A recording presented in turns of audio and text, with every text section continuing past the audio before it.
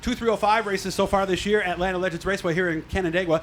This guy has won them both. Bobby Parrow took about 20 years off at one point, but came out of his retirement. You know my theory on that. Race car drivers never retire. They just don't get in the seat for a little while. He joins us here inside his comfortable hauler. Man, how have you been? Great. Everything's been good.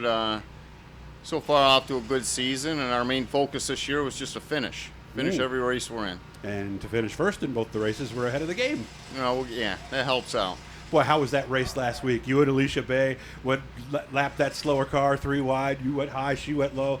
That's why we do this and why we do all that work and spend all this money, right? Well, it makes it exciting for everybody watching. No, but from your standpoint, you're telling me you weren't smiling in that car as that happened, going, "Oh yeah, this is pretty cool." Well, it'd be better if they weren't in the way. If they move over a little bit. Mm-hmm.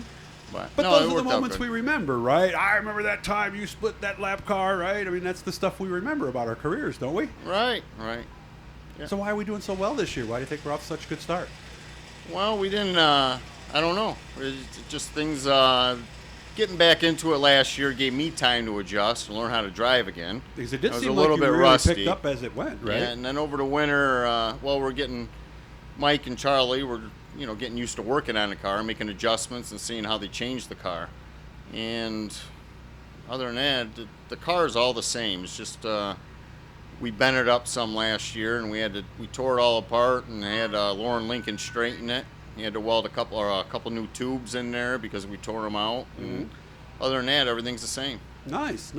Now, you told me, I knew you, I didn't know a lot about you. I remember hearing your name years ago, back in the 90s primarily was when we were running a lot, right? Yeah. I remember you ran with ESS for a little bit, didn't you? And occasional sprint car shows. Yeah. But you said it all started for you, how old doing go-karts, right? Well, I started in go-karts, I was 11. And this would have been when, roughly?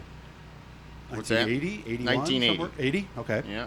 And then I think it was 85, I started driving 410 sprint cars for Scott Stackus down in Central PA. It's a pretty big jump. Something had to Yeah, happen we ran Williams Grove Friday nights, Sealands Grove Saturday nights, and Susquehanna Sunday nights. Wow, what a schedule. And we ran 2 northern swings of the Outlaws. Wow, so you raced against a lot of the biggest names in sprint car racing, I would imagine. Oh, yeah. Yeah. Well, what's that like for a younger? Because you were pretty young still back then. What was that like lining up against Doug Wolfgang and some of these guys? I got to know Doug real good, and Yeah. he helped me out the most out of anybody with setting up the car and giving me advice. So I always looked up to him. When did you reach that point? Because I've always said there's stages of learning as a driver comes up. Getting around the racetrack in a sprint car, keeping up with everybody, passing somebody just as fast. How long did it take you to get to the point where you were passing cars and showing up to the racetrack thinking, I might win today? Well, actually, the first night I ran was at Sealands Grove, and it was an all-star race, and there was That was your first night? that was the first time, and I think there was 40 cars there, and we ended up qualifying into B main and finished 14th in the feature. Wow, you had to be pretty darn happy. Scott was a little happy. Scott was excited. I didn't even know.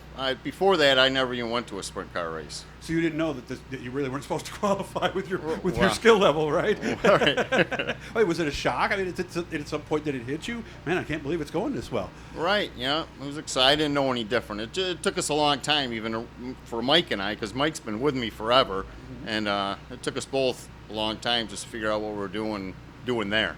Obviously, we're pretty good in go-karts, I would imagine. Yeah, we ran the National Series, won a national title in '85, and we ran Paradise and all the local tracks around here. Good place for kids to learn, isn't it? Oh, absolutely, the best. Yeah, and those Wednesday practices, I'm surprised they don't have 50 cars in there every week, aren't you? Right, it gives everybody a chance to try something out. Yeah, because one of the biggest problems about getting good in this game is seat time on an actual racetrack. Yeah. That's not just some dry thing on a Tuesday, right? Right, you got to have a lot of seat time, and a lot of it is about getting everybody to learn how to adjust things and make it go faster. It only takes a little bit to go faster. That's true. You had to learn, Mike had to learn, everybody on the team had to learn together, or it's not going to work, is it?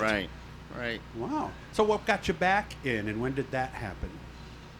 I wasn't expecting to get in, but it was the previous winter. Tommy just showed up at the shop. And Tommy? Fletcher. Okay. Tommy, and he... that's why the wing says Fletcher. I was wondering that. Yeah, okay. well, he's the owner. So when he just stopped in, asked me if I wanted to start driving, and I had to think about it for a couple weeks, and I decided, what the hell, I don't do anything else. So I get kind of bored in the summers. What made you go with this?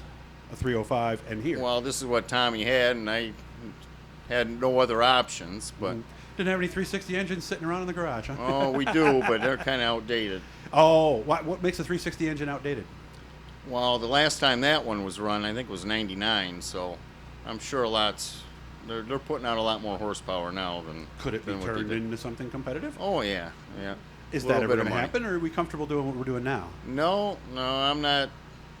I'm not planning on owning a car. So I'm going to Okay. drive for Tommy, and then next Friday, I think, hopefully this Friday, I'll be driving for Chuck Zach in a 360 Where's that going to be?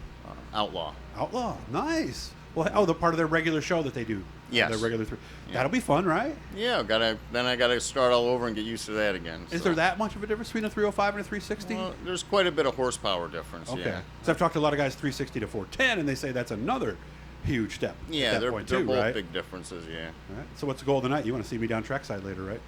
Oh yeah, yeah. Well, good to talk to you. Who do you want to say thanks to before I let you go? Well, I got to thank Tommy. Wings for Cystic Fibrosis. You know, they helped Tommy out a little bit.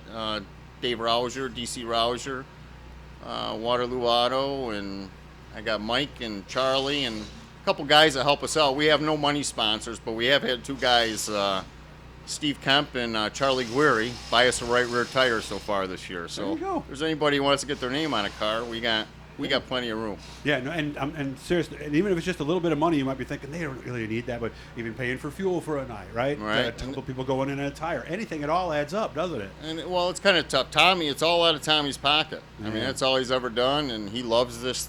He obviously doesn't do it for the money. He does it because he loves it. And Yeah. For what we have, I think we're doing pretty good. Nice. Wish y'all the best, man. Hope you have fun today. Hit that little blue E down there in the corner, guys. It's right there. That'll subscribe you.